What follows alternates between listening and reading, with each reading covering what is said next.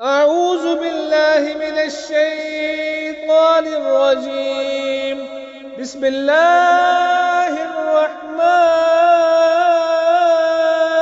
الرحيم.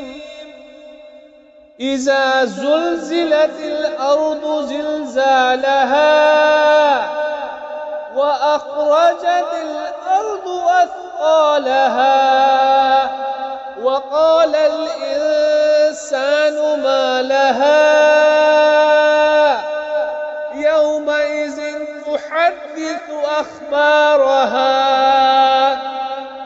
بأن ربك أوحى لها يومئذ يصدر الناس أشتاتا ليروا أعمالهم فمن يعمل مثقال ذرة خيرا يره ومن يعمل مثقال ذرة شرا يره.